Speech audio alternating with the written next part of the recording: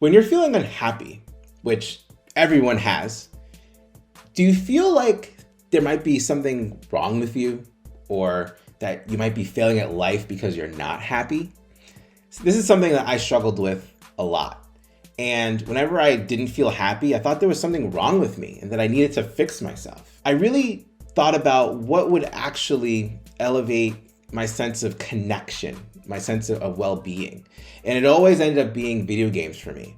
And when I would play video games, I felt connected, I felt better about myself, but most importantly, I felt optimistic about the change of emotions that would inevitably come through life, even though I was still maybe in that funk and feeling those negative emotions. What would that look like for you? I'm Thomas Edwards, creator and author of The 1-Up Effect, helping top performers who have families have fun becoming their most complete self through purpose, play, passion, and performance. In this video today, I'm gonna share with you the differences and similarities between happiness and well-being, and why it's important to really focus on well-being, especially if you're not feeling happy.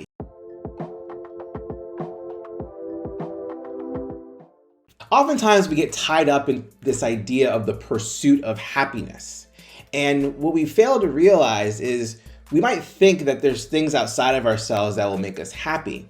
But science and studies and research have shown us that those things don't actually make us happy. In fact, it makes us want to have more or better of it, and creating this never-ending cycle of this pursuit.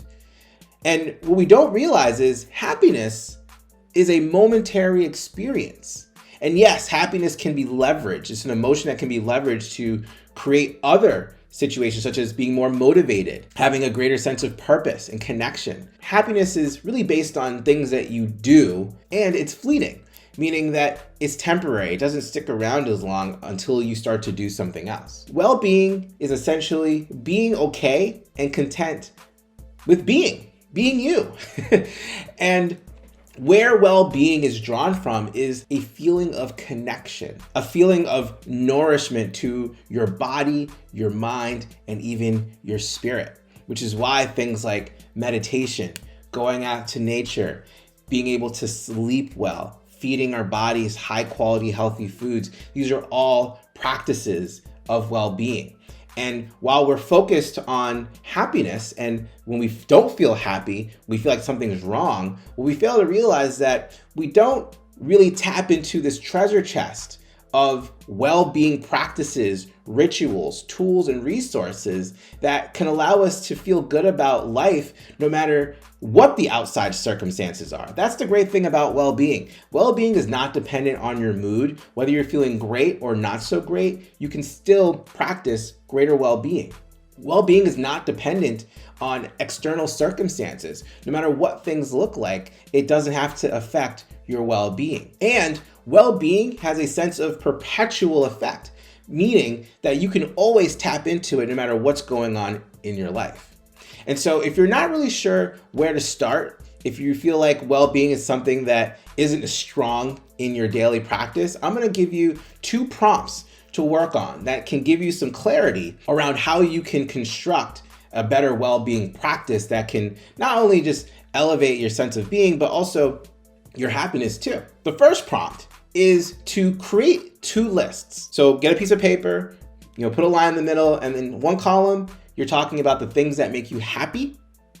And on the other column, things that give you a greater sense of well-being. So a great example would be, let's say in the realm of physical wellness, I absolutely love Ruffles potato chips.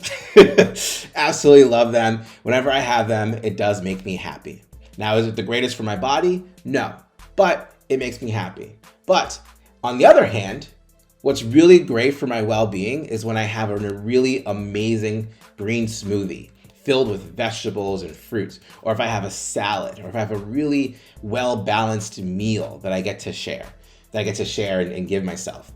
That creates a greater sense of well-being. So there lies the difference. And as you create these 2 lists, when you're done, notice the similarities and differences between the 2. And by the way, whatever list you create, you're not wrong. There's nothing to fix. This is just really about creating awareness around what makes you happy and what creates a better sense of well-being. And what your goal is to try to incorporate more practices around your well-being, which leads to the second prompt. At the One-Up Effect, one of the worlds that we really focus on is the world of play. We love practicing the art of playfulness because I believe that playfulness is a really important part of mindfulness that can create a better sense of well-being. And so you're gonna make one more list on a separate piece of paper. And in this, you're gonna focus on the 3 components that really drives a high sense of playfulness, which are the people, the places, and the experiences that can either create happiness or a greater sense of well-being. The great thing about playfulness is that it really enhances our sense of connection, which is a key component of greater well-being. Now that you have these 3 lists, now you have the foundational principles of what can help you live a much better life, but also be able to handle the emotional ups and downs that life will bring you. Especially during times when you're not feeling great about yourself or even about life, you will always have this treasure chest of well-being practices, rituals, people, places, and experiences that you can tap into so you can continue to feel an elevated sense of well-being no matter what's going on in your life. And make a point to pick a few things and try to create a habit, a routine, or a ritual, so that way it's a foundational part of your life. And over time, what you'll start to notice is those things in the list of happiness, while they may be great to have in your life, you're gonna start to see them as a considerable bonus, an additive, not something that is completely necessary to have in order to live a well-rounded, happy, and joyous life. But this is what I think. Comment below, let me know what you think. What came up for you when you wrote the columns? What did you see as the similarities and differences between the columns that you created?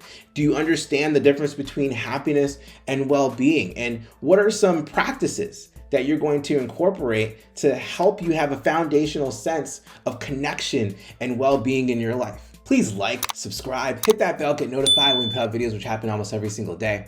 And if you found this video interesting or inspiring, please share this with someone who might find this interesting or inspiring too. I'd love to hear what they have to say and get them in on the conversation. And if you want to learn the exact process and science behind leveling up your health, wealth, self, marriage, family, and your career, have fun, and not have to sacrifice personal happiness or professional ambition, you can go to thomasedwardsjr.com. Once again, this is Thomas Edwards reminding you to make life a game that you can win and have fun playing. Until next time, I'll see you around.